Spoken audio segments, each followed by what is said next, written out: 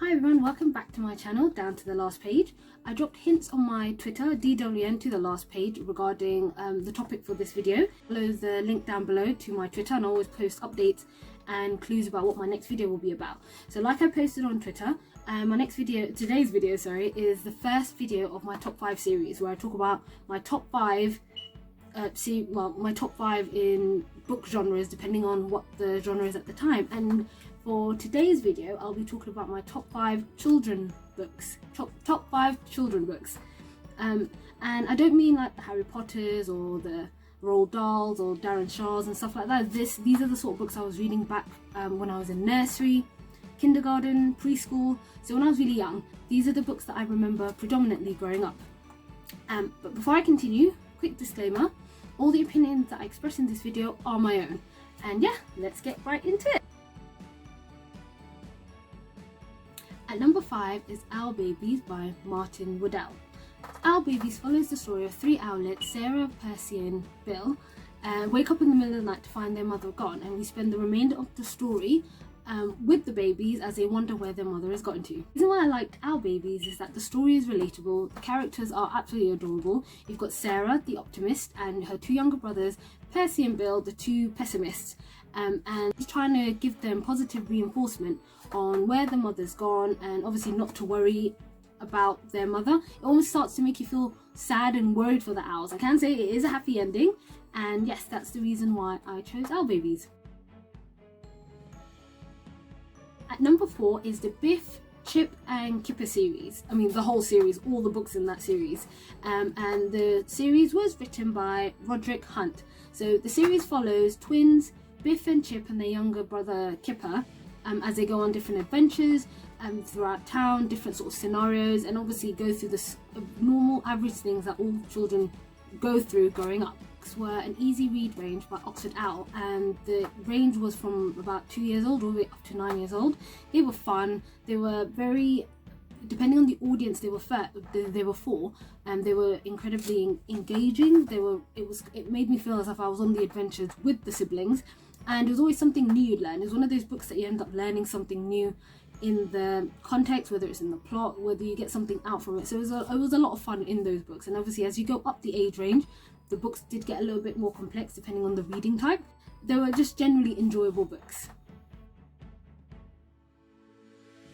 The next book on the list at number 3 is Peace at Last by Jill Murphy. This follows Mr. Bear, who's trying to get a good night's rest after a long day, but to no avail, as he ends up, throughout the story, we end up going to different locations in the house for him to be able to sleep, which ends up leading him into both the garden and his car.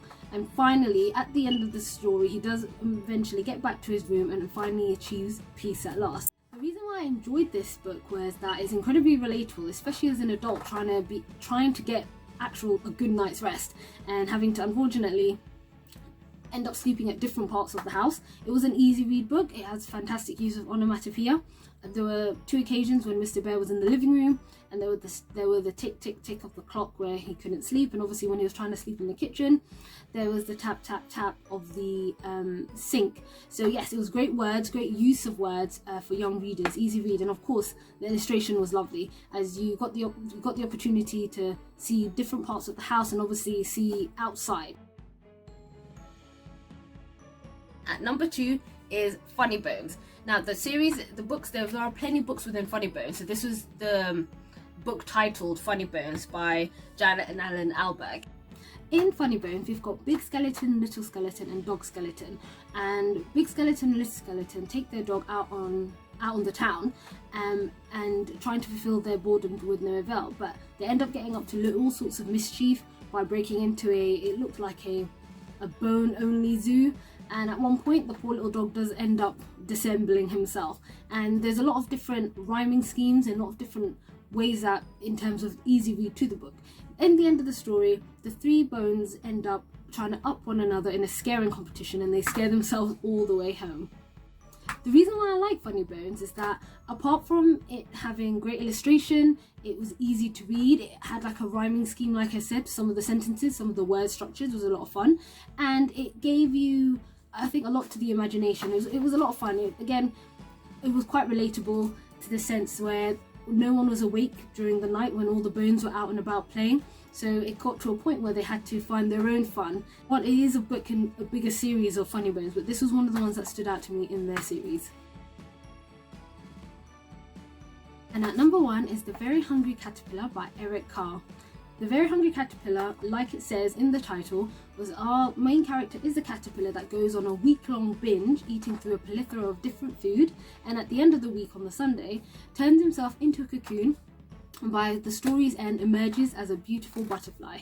The reason why the Very Hungry Caterpillar made it to my number 1 spot was purely because I don't know anyone that has not heard of this story. It's beautifully illustrated.